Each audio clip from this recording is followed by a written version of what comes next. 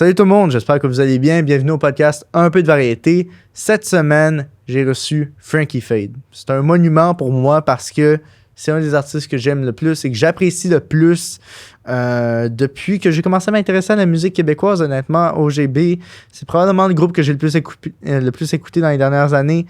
C'est un groupe incroyable. Allez écouter ce qu'ils font, c'est incroyable. Écoutez tout ce qu'il fait. Cet individu fait de l'excellente musique. Allez acheter des billets pour son show. Bref, une belle discussion. On a parlé du Golden Age de la musique qui s'en vient. On a parlé de Contradiction, le projet qui vient de sortir. On a parlé des vidéoclips qui sont reliés à ça. Mis à part de ça, qu'est-ce que je pourrais vous dire? Une discussion vraiment très introspective, mais très, très le fun, très challengeante, des fois très, très intéressante, très honnêtement. Et le plus important, encouragez-moi en allant sur le Patreon d'Un peu de variété. C'est hyper important. C'est la meilleure façon de m'encourager. Si vous aimez ce que je fais, si vous voulez m'encourager de façon effective et pertinente, c'est la meilleure façon de le faire. Donc, patreon.com/un peu de variété. Tous les liens sont dans la bio. Merci beaucoup. Passez une bonne journée. Bon podcast.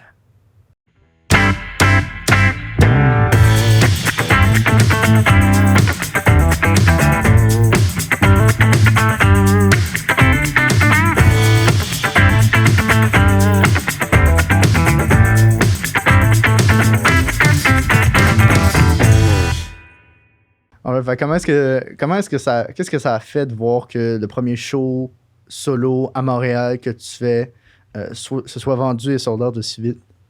Yeah, c'était sick. C'était un très bon feeling, une espèce de confirmation de OK, les gens sont prêts, les gens sont down aussi. Mm-hmm. Fait que ça m'a surpris.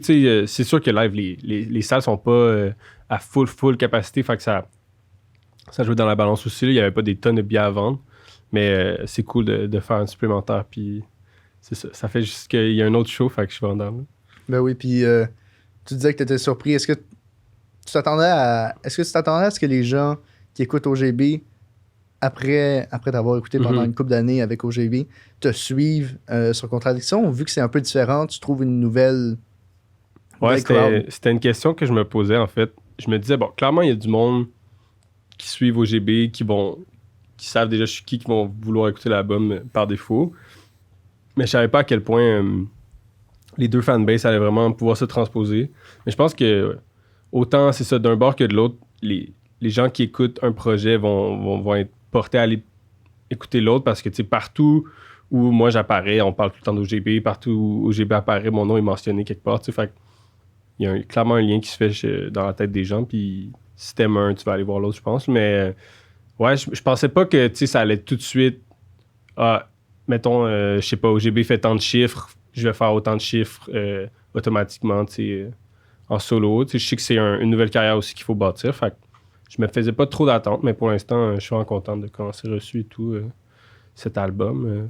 Yep. Ouais, puis honnêtement, moi, j'étais surpris d'un côté parce que j'étais comme fuck, man, ça fait genre peut-être 2 jours que les billets sont sortis, puis il me reste un billet, fait que je l'achète, évidemment. Ouais. Mais en même temps, j'étais pas surpris parce que quand je suis allé voir avec Nicole le lancement de l'après-première de Tous les jours de printemps, genre, j'étais assis devant. Honnêtement, la crowd, c'était du monde qui tripait sur l'art. Puis derrière nous, il y avait une gang d'étudiants.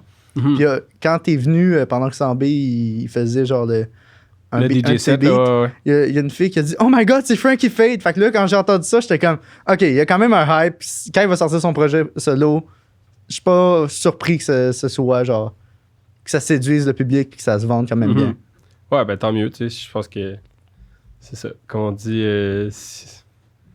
que le monde qui aime OGB puisse venir au show de Frankie Fade après, ben je trouve juste que ça va s'alimenter, tu sais. Les deux groupes vont s'alimenter puis vont grossir ensemble. Puis ça, c'est vraiment mon but, tu sais, de pousser les deux projets en parallèle puis que ça puisse avoir une influence bénéfique l'un sur l'autre plus que... Parce qu'il y a bien du monde qui me demande, tu sais, penses-tu que tu vas finir par faire juste un des deux projets ou penses-tu que ça va être plus simple de booker des shows vu que t'es pas avec toute le band? J'essaie de vraiment mettre l'accent sur les deux groupes en même temps puis pousser ça autant que je peux parce que je veux pas perdre tout ce que j'ai bâti avec les boys. Fait que Mais pour l'instant, c'est ça. Ça se passe bien. Je pense que je vais être capable de continuer les 2 projets à plein moteur. Là, puis... Ben oui, puis tu sais, tu le mentionnais, mais c'est quand même pas rien. C'est comme tu lances une nouvelle carrière sous un autre aspect. C'est comment bâtir une carrière? Est-ce que tu avais l'impression que tu devais faire partir cette carrière-là avec OGB d'abord pour acquérir l'expérience pour pouvoir partir tout seul après? Ouais, ben sans y avoir pensé puis avoir planifié tout ça, je pense que c'était nécessaire de faire un peu mes griffes avec un groupe parce que, tu sais, j'ai commencé à écrire du rap sur les premières tracks d'OGB. Je faisais pas vraiment de rap avant. J'avais écrit quelques chansons, mais c'était rien de super poussé ou que j'avais vraiment publié. Fait que c'est plus pour le fun. Fait que dès mes premiers textes, on commençait à les sortir, puis ça faisait... C'était des tracks qu'on présentait au monde, fait que pour moi, il fallait qu'il y ait un peu l'énergie puis de l'apport des 6 autres gars, parce que je pense qu'une carrière solo, juste avec des beats à ce moment-là, j'aurais pas vraiment réussi à me démarquer, vu que j'avais pas nécessairement les skills que j'ai aujourd'hui. Puis d'avoir, c'est ça, 6 boys qui m'encouragent, mais qui critiquent aussi de façon constructive, puis qui me poussent à aller plus loin dans tout ce qui est... c'est ça, ma maîtrise de l'art, si tu veux, du rap et tout. Fait que ça m'a vraiment aidé, je pense, puis ça m'a forcé à m'améliorer peut-être plus rapidement. Puis là, tu sais, j'avais déjà sorti de la musique en solo, mais là, je sens vraiment que j'ai atteint une certaine maturité, puis que ce projet-là, c'est comme un nouveau départ pour cette carrière-là, où je suis quand même en plein contrôle de ce que je fais. Mm-hmm. Puis justement, qu'est-ce qui a mené à la sortie des premières tunes, les premières tracks d'OGB? Qu'est-ce qui a mené à ça? Comment a été la genèse du groupe? Qu'est-ce qui a fait en sorte qu'ils ont pris un gars qui rappait, mais je veux dire, il était pas ultra expérimenté, puis ils ont juste dit, hey, genre, faisons ça. Ouais, c'est ça. Ben, même à la base, je rappais pas du tout. J'étais supposé jouer du keyboard dans le band. Parce que quand c'est parti OGB, c'est qu'on était... Vince Boulian, Sam, Louis, moi...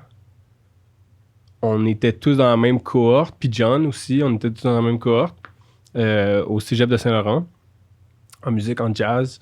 Puis, on a commencé à beaucoup se tenir ensemble, jammer ensemble, chiller ensemble. Puis, je pense que c'est de Vince, puis Arnaud, qui lui est un an plus jeune, est venu l'idée de faire une espèce de collectif qu'on a baptisé La Fac, puis qui comptait... ce qui est devenu OGB, mais qui n'avait pas vraiment de nom au début. Un projet d'Arnaud plus jazz qui s'appelait Torquéole. Puis quelques autres projets qui se sont développés. Puis c'est ça, il n'y avait pas juste les gars d'OGB, il y avait comme 3, 4, même peut-être 5, 6 autres personnes qui étaient dans le collectif. Puis tout ça a commencé à devenir plus sérieux quand on s'est rassemblés pour commencer à faire des jams, mais aussi vraiment monter des tracks que Sam avait composés. Puis à ce moment-là, c'est ça, j'étais keyboardiste.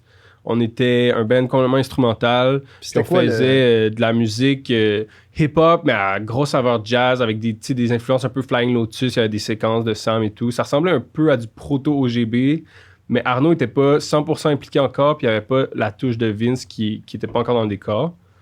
Puis c'est ça, éventuellement, on a fait ces tracks-là, puis on était genre, il faut du rap là-dessus. Personne ne connaissait vraiment de rapper. On avait un ami, peut-être que ça se pourrait, mais finalement, ça n'a rien donné. Fait que pour pas perdre de temps, moi, j'ai dit, OK, je vais commencer à écrire du rap. Au pire, ça sera autre chose, mais au moins pour qu'il y ait de quoi en attendant, je vais écrire de quoi, puis si vous aimez ça, on va continuer là-dessus. Fait que c'est ça qui est arrivé. J'ai écrit mes premières bars. Même si c'était probablement complètement nul, je m'en souviens pas vraiment des textes, là, mais c'était probablement pas super. Puis les gars, ils m'ont fucking encouragé. Je pense qu'ils aimaient bien mon flow, plus que ce que je disais, mettons. Parce que comme musicien, souvent, tu portes pas trop attention aux paroles. T'as plus en tête le rythme, le flow. Fait que je pense que c'est ça qui les a allumés. Fait que là, moi, j'ai continué à écrire des trucs. Puis c'est de là que, vu que moi, j'étais pas au clavier, on a embarqué Vince dans le groupe. Puis Arnaud aussi, lui, est devenu comme permanent parce qu'on avait 1 ou 2 tracks avec lui, mais finalement, lui a tellement d'idées puis tellement de créativité, puis c'est un compositeur aussi, fait que c'était comme naturel de l'inclure.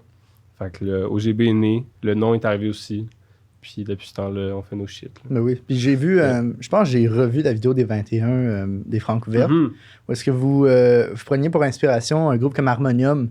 Yeah.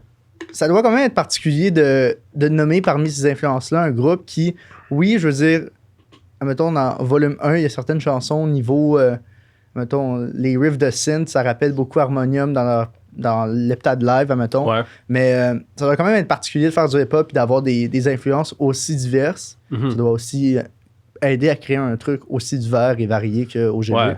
Puis, tu sais, on a plein d'influences qui sont dans le hip-hop aussi. Là, moi, j'écoute pratiquement que du rap.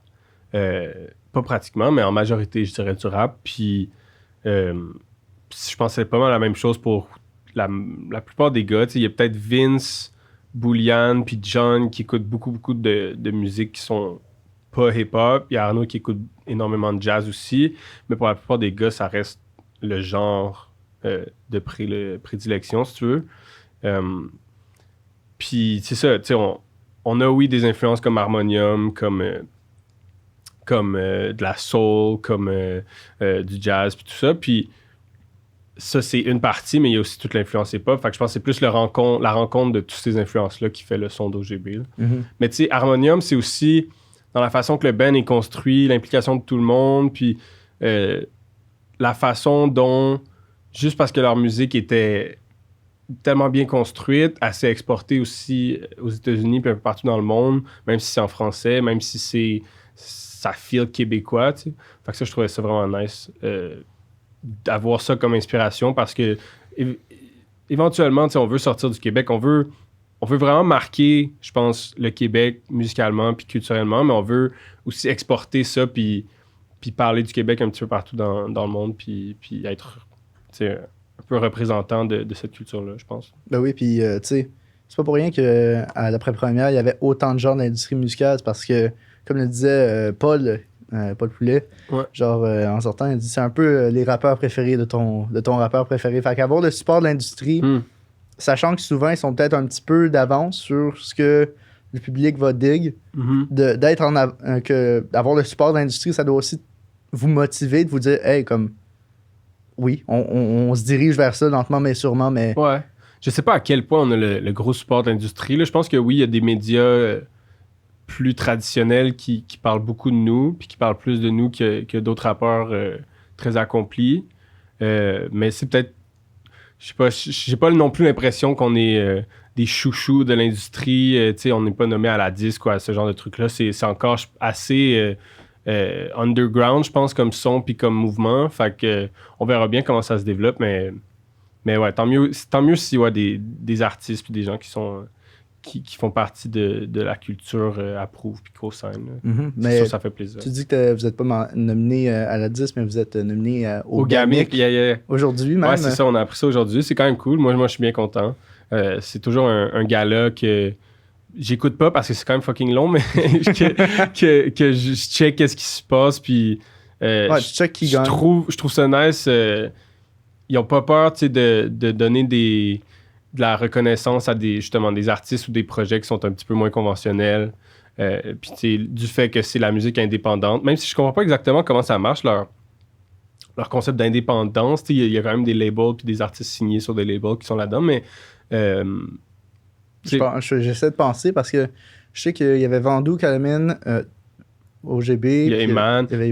Même OGB, techniquement, on est sous une licence avec un label, tu sais, avec Shoebox, mais... Puis Vandou est signé avec un label. Ouais, c'est ça. Mais il y a même des catégories, tu sais, meilleur record label de l'année. Fait que je sais pas exactement comment ils...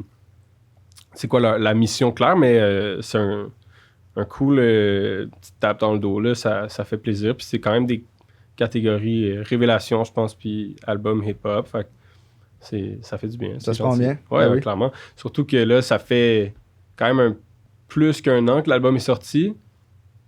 Fait que c'est un peu les dernières chances, si tu veux, d'avoir ce genre de reconnaissance-là, mais c'est pas vraiment pour ça qu'on le fait. Fait que ben oui. C'est juste un petit coup de pouce, un petit keep on going. C'est nice. Puis justement, j'ai l'impression qu'avec Contradiction, on essaie vraiment de plus présenter Frankie Fade. On parle plus de lui, on aborde plus qui tu es qu'à travers le groupe. J'ai l'impression qu'il y a une touche plus personnelle.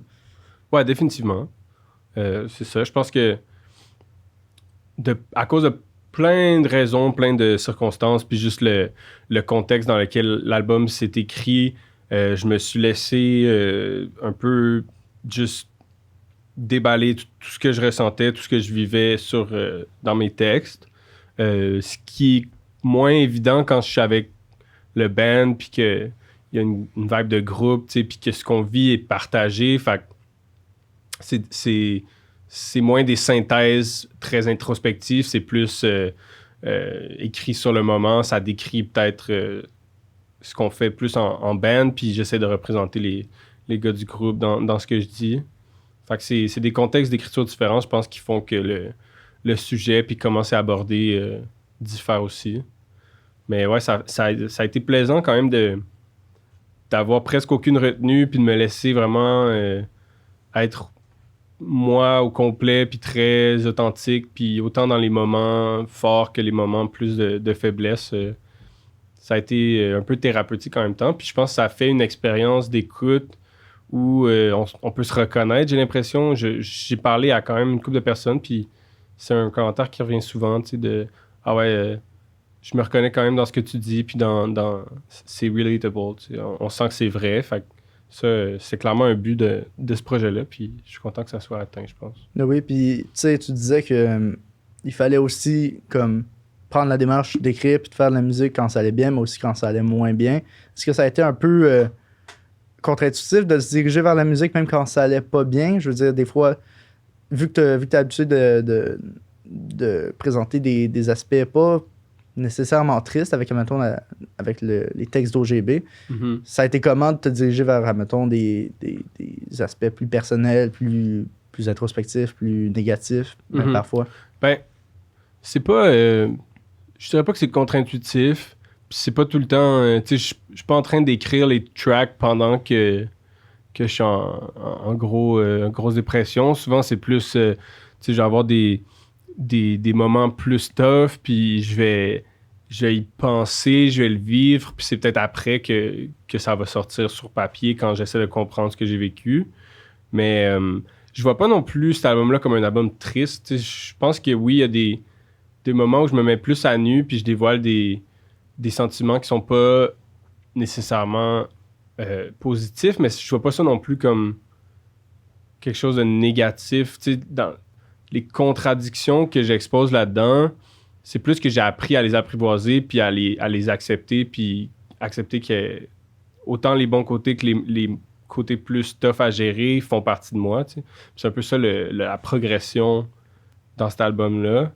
Fait que je dirais pas que c'est un album triste, mais c'est sûr que je suis allé dans le plus personnel. Il y a une couple d'affaires que j'avais jamais abordées, que j'ai abordées là-dedans. Surtout, tu sais, tout ce qui est de la dynamique un peu amoureuse que je présente à travers une couple de tracks. C'est rare que je fais ça j'ai pas fait souvent, tu sais, en tout cas dans ce que j'ai sorti jusqu'à maintenant. Mais ça a été cool à explorer. Je pense que ça, c'est un des sujets auxquels le monde peut relate le plus. Tu sais, tout le monde a vécu des histoires amoureuses, puis étrangement, ça se ressemble tout le temps un peu. Tu sais, fait que, ça a été cool à aborder. Puis je pense pas que je l'aurais fait aussi naturellement avec OGB parce que ça a peut-être été une barre puis pas une tonne, admettons. Ouais, exact. Ou pas genre un fil conducteur dans l'album complet. Mais j'essaie de baisser un petit peu ces barrières-là avec OGB parce que je m'en étais jamais tant rendu compte, mais là, au fil justement d'en parler avec des gens puis de répondre à des questions d'entrevue, je me rends compte qu'il y a vraiment deux façons d'écrire pour les deux projets. Puis c'est pas quelque chose qui est négatif, justement. C'est pas... je vais pas essayer d'éliminer ça, mais je serais dans avec OGB de pouvoir ouvrir un petit peu les horizons des sujets que je peux aborder puis que je me sens à l'aise d'aborder.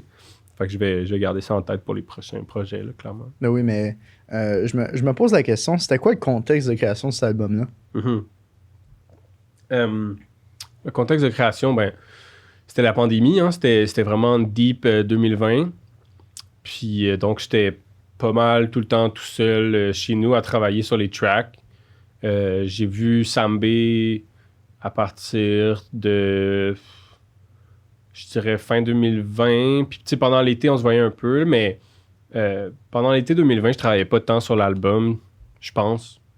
Je pense qu'on était plus dans la fin de ce qu'OGB on allait sortir. Puis j'étais bien concentré là-dessus. Fait que c'est plus à partir de l'automne que je me suis mis à travailler sur l'album. Puis ça, c'était les deep pandémie, couvre-feu, hours. Là. C'était fucked up. Là. Fait que c'était moi et mes feels, justement. Puis c'est pour ça que je pense que l'album s'est construit comme c'est construit. Mais, tu sais, j'étais justement beaucoup avec la personne dont je parle dans l'album. Puis on a vécu bien des affaires. Puis j'ai eu bien du temps pour y penser. Fait que c'est ça qui est ressorti. Mais je trouve que c'est un beau reflet de cette époque très tourmentée qu'on a tous vécu. Puis qui a été, je pense, une période d'introspection pour beaucoup de gens. Puis on a tous appris sur nous-mêmes, sur comment notre monde fonctionne aussi, sur, en cas de crise, comment les gens réagissent, comment les autorités réagissent, comment tout devient un petit peu plus compliqué puis constamment surprenant. Fait que, je pense ça faisait longtemps qu'on n'avait pas vécu des périodes d'incertitude comme ça. On savait pas c'était quoi qui arrivait dans 2 semaines. On attendait un point de presse, puis là, il y avait des règles qui arrivaient, puis c'est vraiment fucked up. Puis on n'est pas complètement sorti de tout ça, mais c'est sûr qu'il y a moins de restrictions déjà. Puis allez vous faire vacciner, gang de niachons. Puis comme ça, on va recommencer à avoir des shows comme il faut. Là.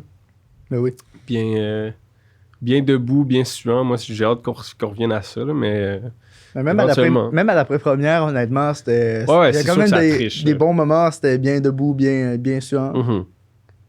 Mais tu sais, partout, je sais que c'est pas pour rien, mettons, que les clubs, ils mettent des plaques devant leurs fenêtres. Clairement, un peu partout, ça recommence, tout ça, mais... On a hâte que ce soit légal. Je sais pas, je suis dans juste... Ouais, c'est ça. Je comprends. Qu'on puisse être dans un festival sans être dans un enclos. Mm-hmm. Yeah. Mais justement, le fait que tu dises que ça a été créé, puis ça sonne comme un projet extrêmement introspectif dans une passe où on était dans une grande incertitude. À la lumière des discussions que tu as eues depuis la sortie du projet, est-ce que tu as l'impression que ça relate encore plus avec les gens, étant donné qu'on a tous forcément été face dans cette situation-là? Probablement. Tu sais, je pense que c'est des thèmes aussi qui pourraient toucher les gens dans n'importe quel contexte aussi. C'est des thèmes assez universels que je présente. Mais ouais, je pense que ça fait partie de tout ça, en effet, là, que tout le monde a vécu ça à sa manière. Puis c'est cool de voir quelqu'un partager, je pense, comment eux, ils l'ont vécu. Surtout là que ça finit, puis qu'on a un peu le temps de revenir là-dessus sans que ça soit trop fraîchement un traumatisme trop frais. Mais yeah, je pense que les gens vont se reconnaître dans pas mal de tracks, pas mal de ce que je dis. Puis je pense que la musique qui l'accompagne aussi se tient très bien. Fait que yeah, j'ai hâte d'en entendre plus. J'ai hâte de voir plus d'échos ou voir en show comment les gens vont réagir. Moi, c'est ça qui m'intéresse le plus dans tout ce processus-là. J'adore la création, j'adore le petit détail, la recherche de la perfection dans chaque track pendant qu'on fait les mix ou pendant qu'on fait les arrangements, tout ça. Mais c'est une fois vraiment que c'est sorti, puis là que je vois comment ce qu'on avait prévu fonctionne ou pas, ou comment ça va dans des directions qu'on n'avait pas prévues, qu'on s'attendait pas.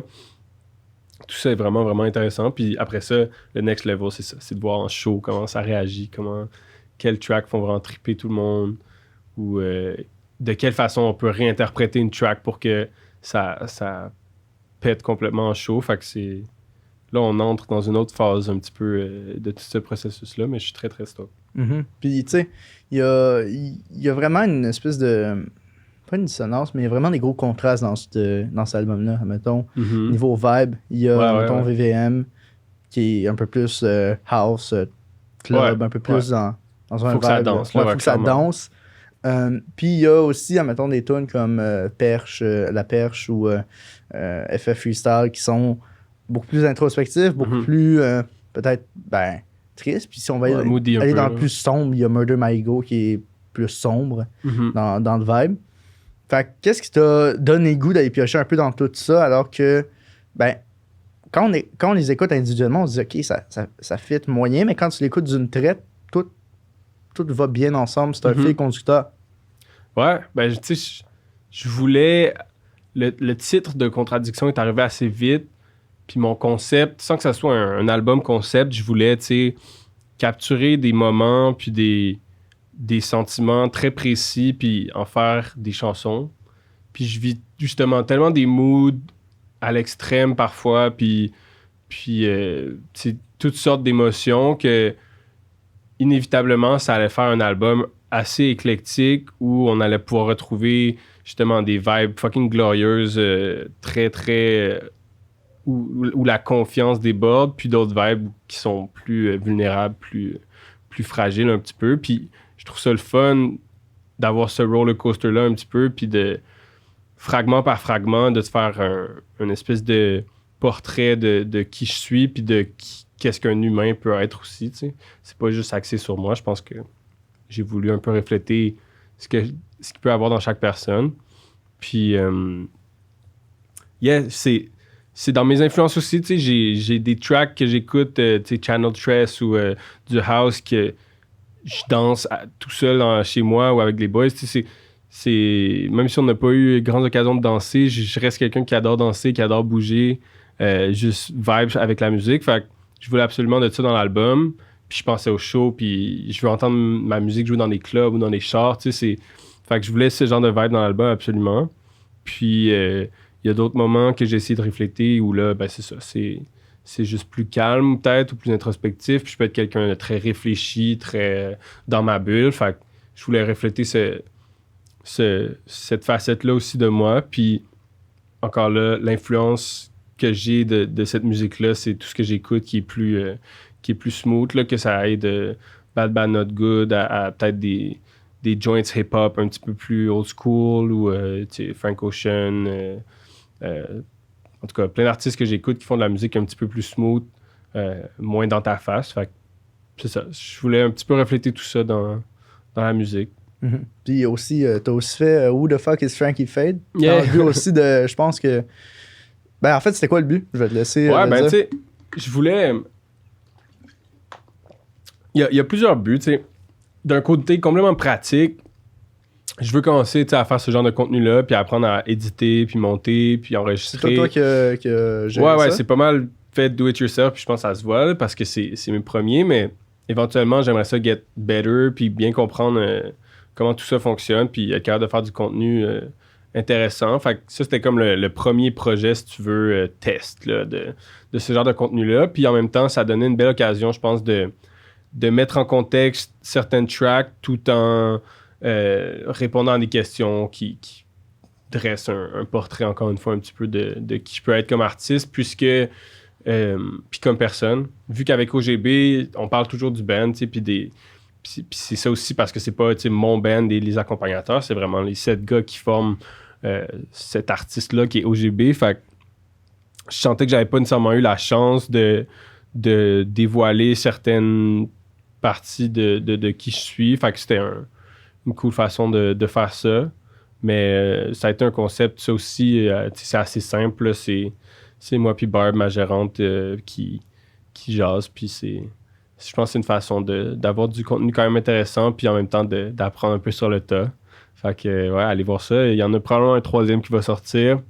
Puis je pense qu'après le 3e, je vais wrap up, puis je vais peut-être partir une autre espèce de série où là, je vais synthétiser ce que j'ai appris pour faire autre chose. OK. Puis ça serait dans quelle direction, mettons, le nouveau contenu? Je sais pas exactement, mais j'aurais envie de faire, mettons, des espèces de behind the beat où je fais un breakdown des compositions que j'ai faites ou de certaines tracks que j'ai faites.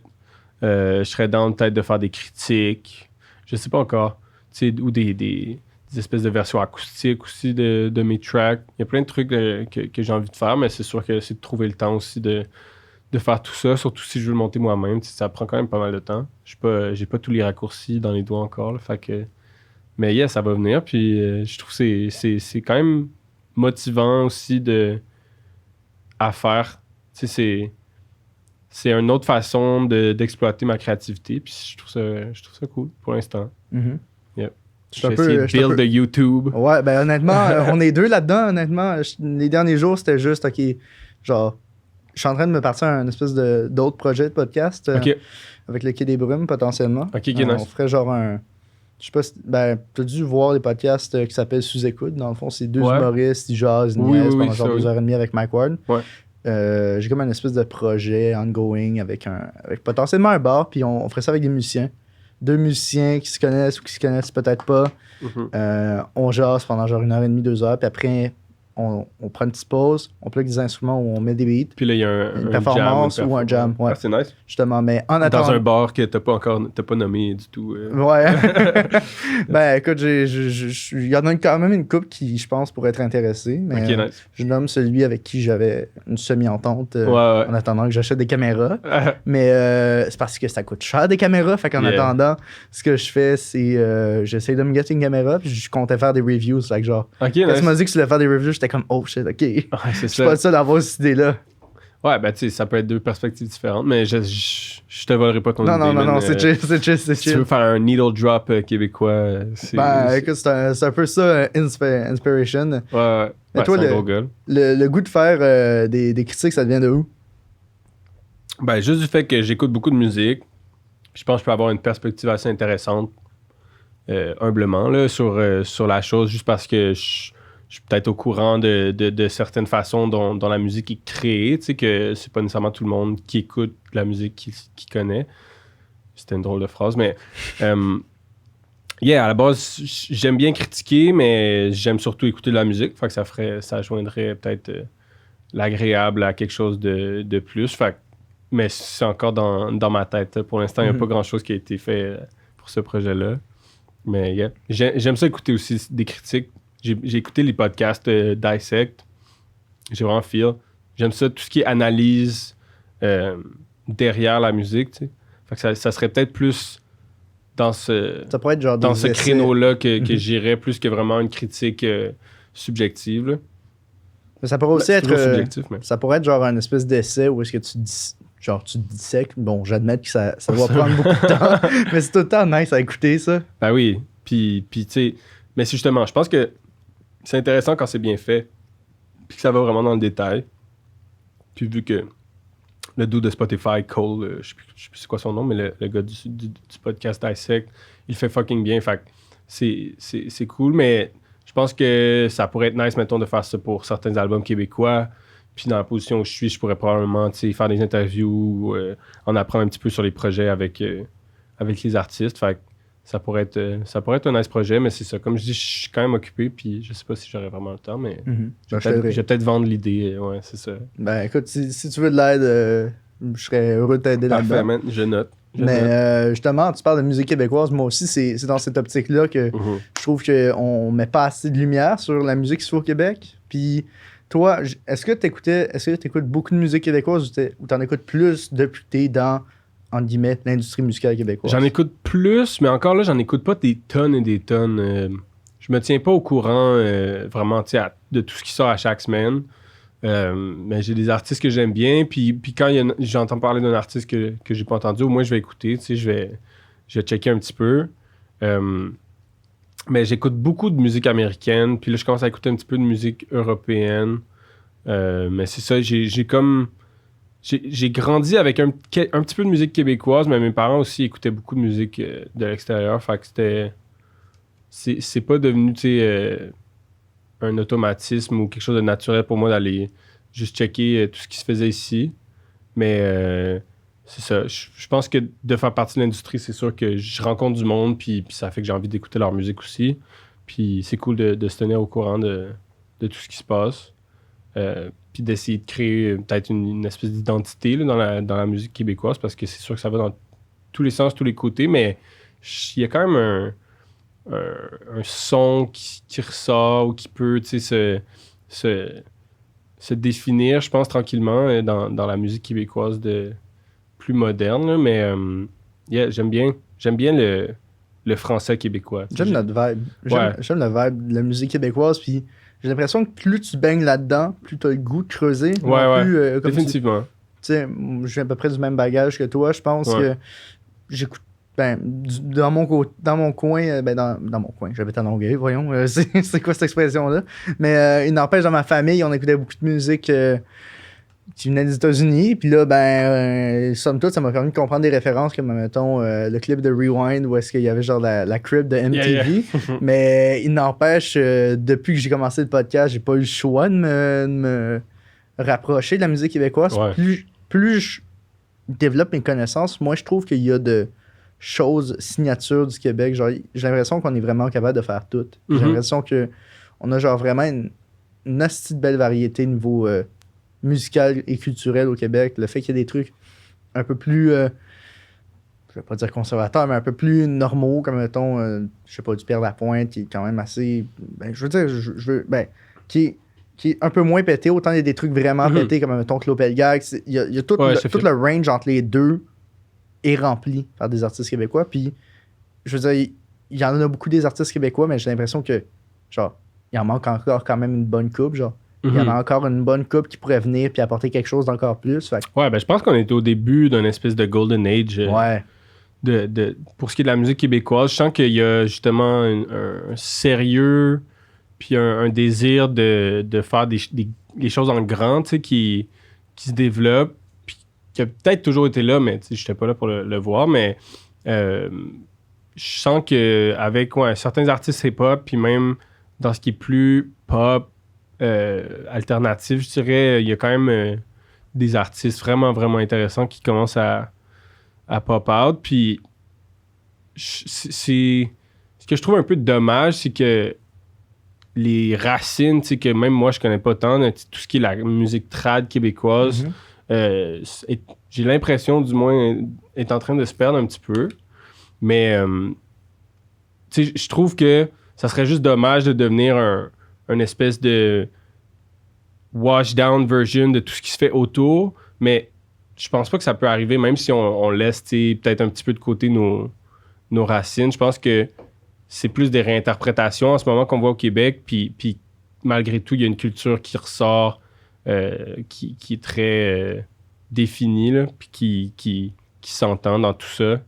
Mais, c'est inspirant, puis j'ai hâte de voir où ça va dans les prochaines années. Je sens que ça va quand même bouger beaucoup.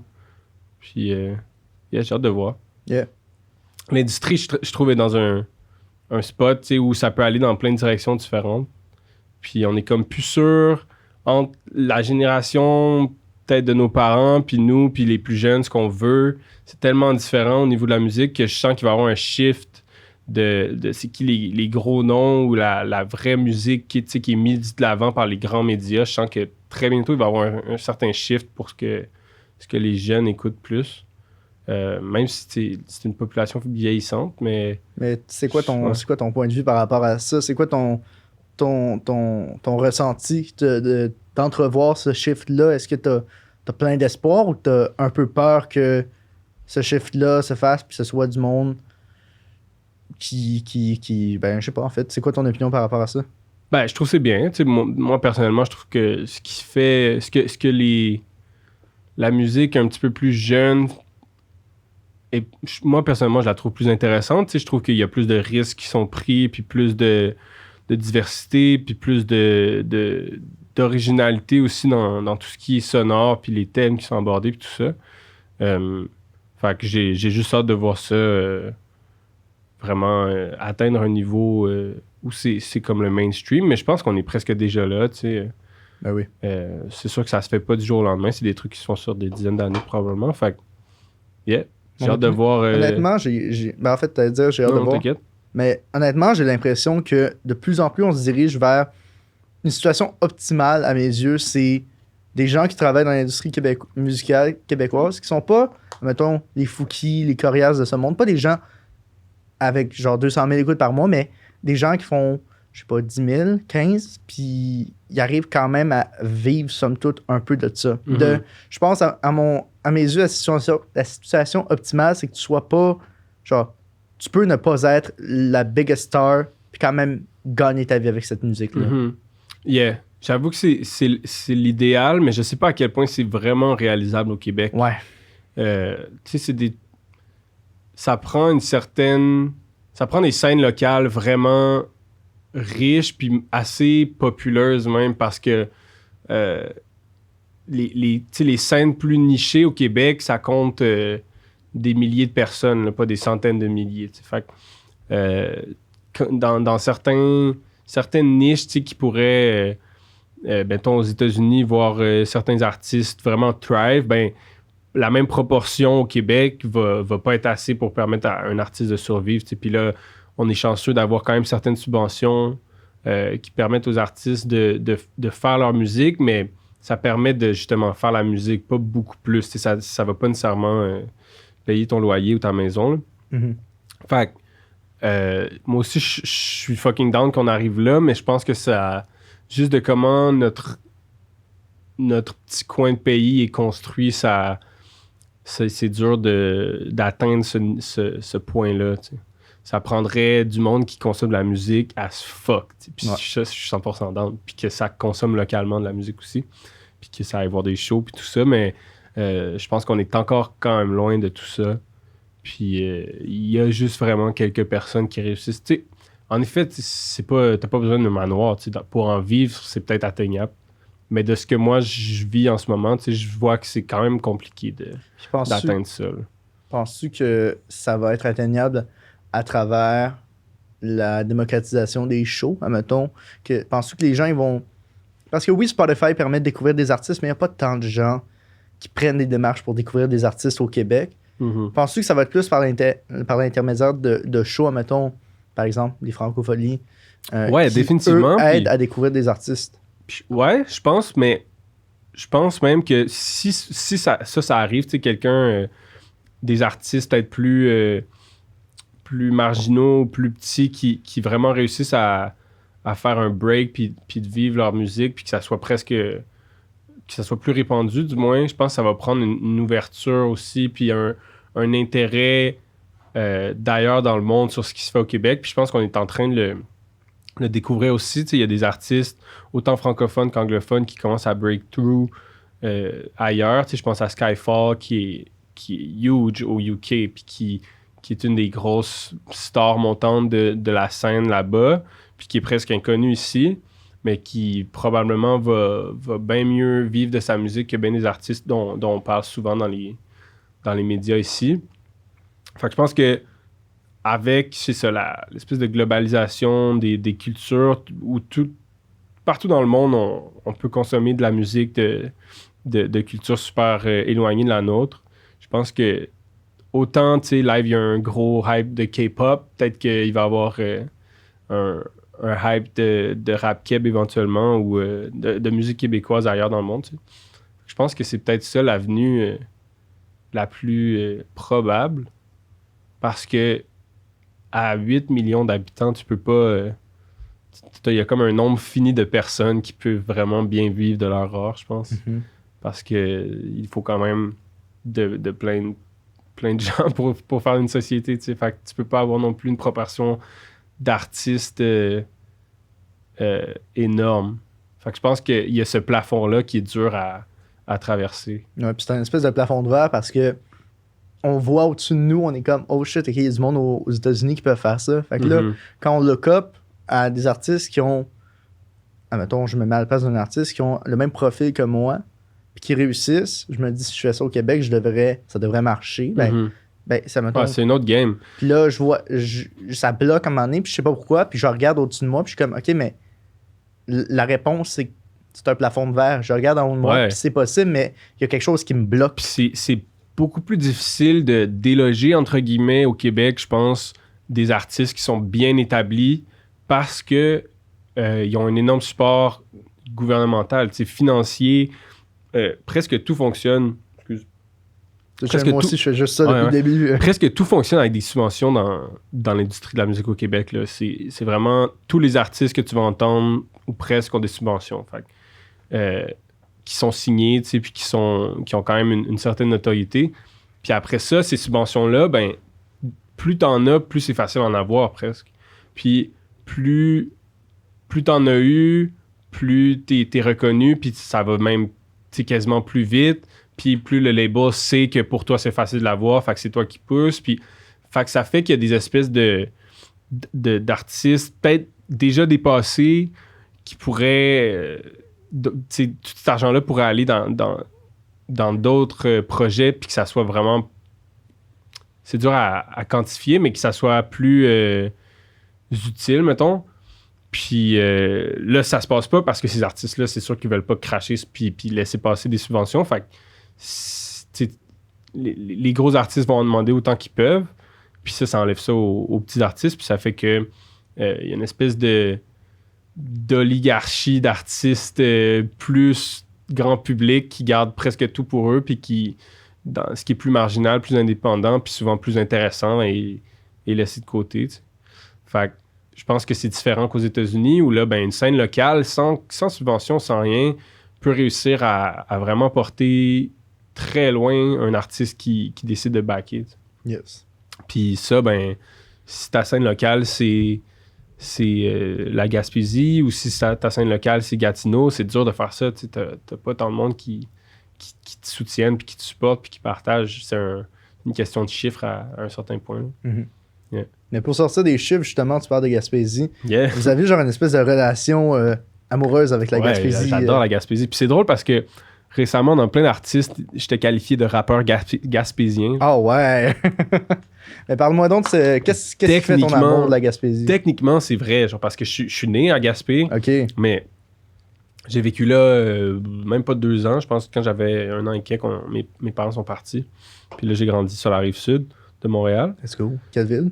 Saint-Bruno. Let's go. Saint-Bruno de Montarville. Shout-out SP. Ben, toi, c'est Longueuil, mais SP 514-450 dans mon réseau. Lui, Yes. est né, je pense, ou a grandi à Saint-Bruno de SP, Montarville. tu veux dire sans pression? Ouais, c'est ça. Okay, parce que c'est aussi mes initiales. Ouais, je sais. C'est pour ça que j'ai précisé.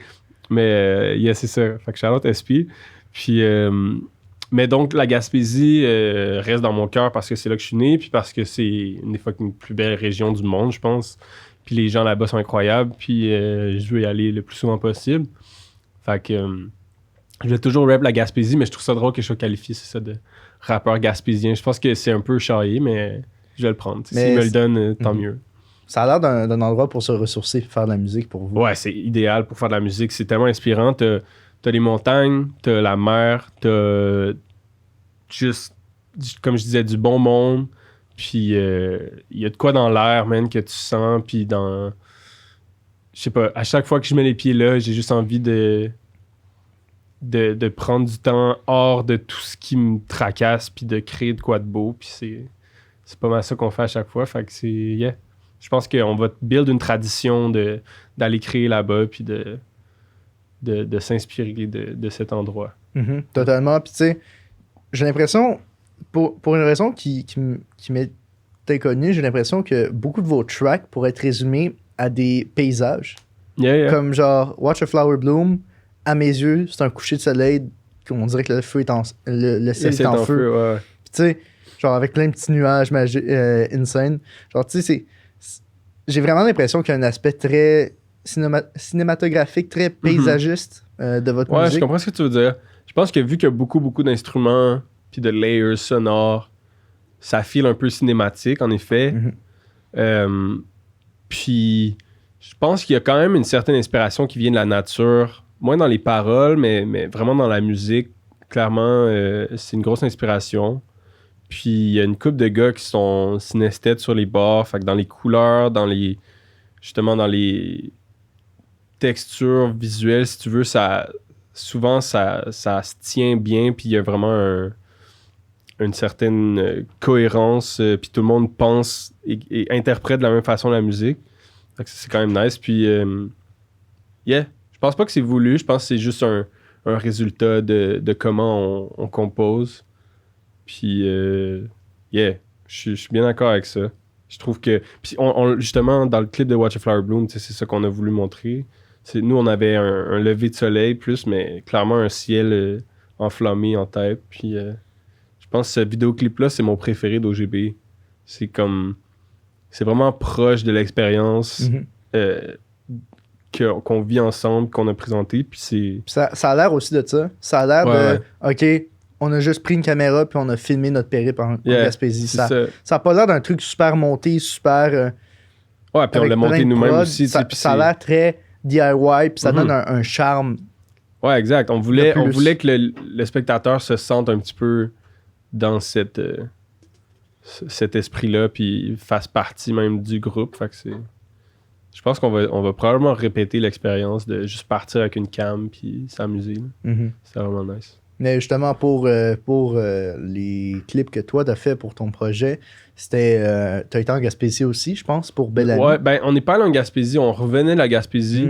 Au début, on voulait faire le clip en Gaspésie parce que c'est de ça que je parle dans la track. Le Cap Bonami, c'est une place au Parc Forion à Gaspé. Puis finalement, c'était un peu compliqué de reach jusque-là pour certaines parties de l'équipe. Fait on s'est comme rencontrés à mi-chemin, proche de Kamouraska, à Notre-Dame-du-Portage.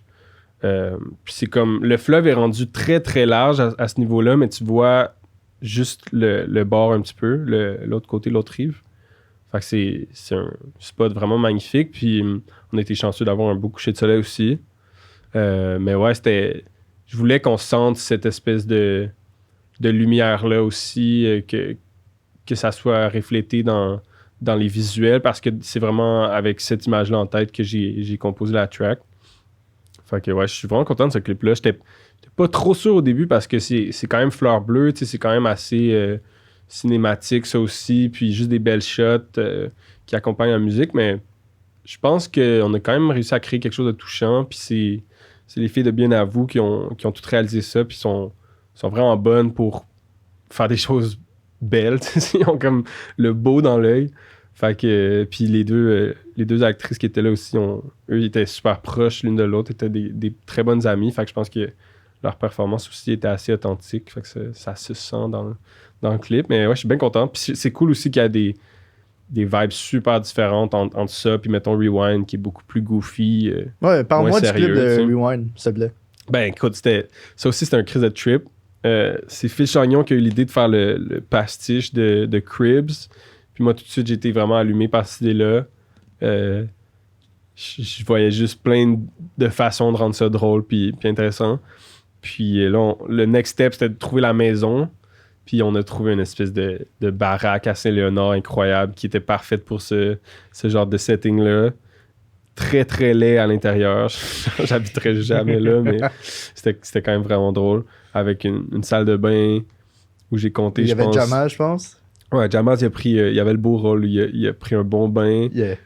Puis c'est ça, je pense que c'est comme 16 robinets. C'est tous des signes qui crachent l'eau. Puis en tout cas, c'était très, très drôle. Puis j'étais avec mes boys. Finalement, on cherchait des figurants. Puis j'ai juste appelé mes boys. Fait que c'était mes bons amis du secondaire. Puis de back in the days, là, mes bons vieux boys qui ont figuré, qui faisaient les déménageurs. Fait que ça a été une bonne journée de chilling et filmé avec un chien vraiment chill et tranquille. Fait que ça a été une belle expérience. Puis Phil Chagnon, la team de Stuckley, tout le monde qui était là était très sympathique. Aime ce qu'ils font, la passion pour ce qu'ils font. Fait que c'est toujours le best. Mm-hmm. Si tu veux sentir que les gens sont down d'être là. Fait que il n'y avait pas de problème à ce niveau-là. Puis je suis bien content, je pense que ça sort bien. J'ai essayé de faire valoir mes dance moves, même si j'en ai pas tant que ça. Puis c'était bien drôle. Puis justement, vous allez faire de la... Ben, est-ce que ça se passe, la merch déménagement? Ouais, j'aimerais ça en faire. Okay. Ben là, c'est ça, j'essaie de tout planifier la merch, mais je pense que c'est passé un petit peu loin dans la liste des priorités, mais c'est clairement quelque chose que je veux faire bientôt. Peut-être que je vais faire ces chandails-là en premier, puis après ça, d'autres merch. Mais ouais, clairement, il va y avoir de quoi à se mettre sous la dent niveau apparel, fondu apparel. Mais ouais, c'est on the works, mais rien d'imprimé encore, mettons. Mm-hmm. Fait que là, les choses qui s'en viennent pour toi, c'est une tournée pour pour l'album. Comment est-ce que tu entrevois ça? Ben, je suis vraiment excité. Ça va être la première fois que je pars en tournée sans OGB. Il va quand même avoir Sam, puis un drummer qui sera pas Louis parce qu'il pouvait pas pour ces dates-là, mais éventuellement, il va venir faire les shows avec nous. Puis, ouais, juste, c'est une autre formule. Ça va être en trio. Moi, je vais jouer du piano, peut-être de la guitare aussi. Puis c'est ça va être toute une nouvelle mise en scène, puis une nouvelle façon de présenter les tracks vu que je prenne un petit peu plus de place, tu sais. Mais j'ai bien hâte de voir comment toute cette musique-là va être reçue en live, comment on va pouvoir la transformer aussi. Puis je pense qu'au fil des shows, on va ajuster justement, puis on va faire une synthèse de tout ça au lancement le 9 et 10 décembre au Osgang. Puis là, il y a déjà des shows qui se préparent pour l'année prochaine. Fait que je pense que ça va être une année bien remplie. J'ai hâte de voir à quoi ça va ressembler justement le printemps, l'été. Mais je suis très excité là, de partir. Puis parce que je suis jamais en Abitibi. Fait que là, on va en Abitibi. Fait que déjà, ça va être cool. Puis je sais pas, juste voyager avec la musique, on dirait que c'est le plus beau cadeau. Là. Puis après ça, d'arriver dans des places puis de se faire accueillir par du monde qui écoute ta musique, qui sont contents de te voir. Je sais pas, c'est vraiment une vibe, les tournées. J'ai très, très hâte. Oui, totalement. Parlons de shows, justement. L'après-première de tous les jours printemps, comment tu l'as vécu? Ça a été tout très émotif, man. C'était vraiment beau. Ça faisait longtemps qu'on avait joué à Montréal. Ça faisait au moins 2 ans, je pense. Si je ne m'abuse. Si je me permets, c'est le meilleur show que j'ai vu dans les 5 dernières années. Oh shit. C'était incroyable. Gros éloge, man. Merci Nicole, beaucoup. c'était le meilleur show qu'il a vu cette année. Ah ouais, carrément. Tout le monde qui était là, on Insane. Surtrippé. Ben, c'est très dope. C'est gentil que tu dis ça, puis je suis content. Puis on l'a senti, tu sais, que les gens étaient vraiment reconnaissants de ce qu'on leur donnait. Puis nous aussi, on était tellement... C'était la gratitude de recevoir toute cette énergie-là, tout ce love-là, c'était fou. Fait que je pense que des deux côtés du stage, c'était juste de l'amour qui se donnait, puis des belles énergies. Fait que c'est ça qui a rendu le truc spécial. Puis on a travaillé vraiment fort. Tu sais, Barbara, notre gérante, a fait du overtime fois 10 là, pour vraiment faire arriver les bouts à temps, puis rendre ça aussi gros, puis beau que ça pouvait l'être. Gros shout-out aussi à Jules qui a fait l'éclairage, puis qui je pense qui a amené le show à un autre niveau. Même le décor, même la scène était entourée d'espèces de brinzés. Ouais, on est allé cueillir du blé, man. Shout-out au parc Frédéric Bach. On l'a dévalisé. On a tout mis ça. On a travaillé quand même fort pour rendre ça spécial. Puis je pense qu'une fois sur stage, là, on s'est abandonné au moment. Puis ça a passé crissement vite, même si c'était quand même un bon show. Je pense qu'il a duré presque 1h30. Fait que, ouais, c'était la culmination de beaucoup d'efforts et d'attentes. Puis je pense que pour tout le monde, ça a été une soirée vraiment mémorable. Fait que j'ai très hâte au prochain. J'ai très hâte de revenir à Montréal puis un petit peu partout au Québec avec les boys aussi. Puis je pense que ça va me faire apprécier aussi les shows avec les gars, d'en faire solo. Puis c'est ça. Je suis dans de voir les différences puis ce qui se ressemble aussi, puis comment gérer la crowd, si c'est différent tout ça. Mais on va apprendre au fil des shows, puis ça va être cool, je pense. Puis comment est-ce que c'était de performer avec, admettons, Jam ou Vince c'était fou, sur scène? C'était fou, man. Jam, c'est quelqu'un qu'on respecte vraiment énormément, puis qui est très, très humble, puis qui a été fucking smart de nous blesser de sa présence ce soir-là, puis même de faire un verse sur notre album. Tu sais, on s'était jamais vraiment... On s'était vu comme dans des shows où on faisait... Je pense qu'on s'était vu au Oomph, on faisait la même soirée, puis on avait jasé un peu, mais on le connaît pas vraiment. Fait on était flattés qui acceptent de faire l'album, puis même le show après. Puis ouais, pour moi, c'est un des premiers vraiment rappers Keb que j'ai écouté. J'ai adoré ce qu'il faisait au Word Up. J'ai toujours aimé sa présence, puis ce qu'il dégage. Fait yeah, on était presque starstruck de le voir dans les loges, mais rapidement, on était en potes, puis ça a été, je pense, un des beaux moments du concert, moi, de le voir arriver, puis on a des photos insane avec lui, c'est quand même une présence imposante, fait que c'était très cool. Je pense que ça, je vais m'en rappeler, puis en espérant avoir ce genre de collaboration-là dans les projets futurs, moi, c'est ce qui me fait triper le plus, là, c'est de collaborer avec des gens que, tu sais, surtout quand tu connais déjà la musique de quelqu'un, puis tu te demandes comment ils font telle affaire, comment ils travaillent, Puis là, on n'a pas vraiment pu être dans la même pièce, mais j'ai quand même senti un petit peu son workflow, puis comment il approche les tracks. Puis de le voir rapper, tu sais, à côté de moi aussi, c'était fucking nice. Fait que c'est un gros gars, que du respect pour lui. Puis... justement, les collaborations dans ton album, ils ont été... particulièrement sur VVM? Ouais, en fait, c'est la seule track où il y a vraiment un feature. J'ai eu des collaborations aussi avec des beatmakers, des musiciens, mais pour VVM, c'était c'est la seule track où je voyais vraiment des feats. J'ai pas demandé à personne d'autre sur aucune autre track. Il y aurait peut-être, ça serait sûrement prêté sur Murder My Ego peut-être, ou je sais pas quelle autre track, mais sur VVM, je savais que j'en voulais parce que c'est la track, on en a parlé un peu tantôt, c'est la track de club, c'est la track que je veux que les gens blasent dans leur char. C'est ça, faut bounce, puis il faut sentir qu'on est un groupe, puis qu'il n'y a pas tout l'espace que tu veux pour bouger. Je sens que c'est vraiment une track grégaire, si tu veux. C'est un groupe de personnes ensemble qui vivent sur cette musique-là. Puis je trouvais que la meilleure façon d'atteindre cette espèce d'effet-là, c'est d'avoir plusieurs voix, plusieurs énergies, différentes personnalités sur la track. Fait que c'est ça, je suis allé chercher Maki, Slim. Maki, je le connaissais un petit peu, Slim pas du tout. Puis on s'est pas vu beaucoup, mais dans les quelques fois qu'on s'est vu, j'ai appris à la connaître un peu, puis c'est vraiment une personne insane, super sweet, très très authentique, puis qui se prend vraiment pas pour une autre. J'ai adoré travailler avec elle, puis elle a un talent quand même fou, là. Elle spit, elle a fait 4 takes parfaites, puis elle en a choisi une, c'était vraiment sick. Impressionnant même. Puis c'est ça, super, plein d'énergie, puis très très très très sweet. Maki, même chose, gars hilarant, toujours grosse mère, belle énergie, puis lui aussi c'est un gros talent. Il y a un flow, puis une présence, un charisme qui se prêtait parfaitement à cette track-là. À chaque fois que je l'ai entendu dans une track qui n'était pas la sienne, j'essayais de deviner comment il arrivait, puis c'était jamais comme ça qu'il arrivait. Il est tout le temps imprévisible. C'est vrai qu'il est imprévisible, puis j'ai été un peu déstabilisé les premières fois que j'entendais ses flows en français, parce que c'est très différent de ce qu'il fait en anglais, mais ce verse-là, justement, m'a surpris. Puis à force de l'écouter, je l'adore, man. Ce verse-là, il y a une énergie qui est pas, dans la technique. C'est pas le verse où il y a les plus grosses lines ou tout ce qui est le plus technique dans l'écriture.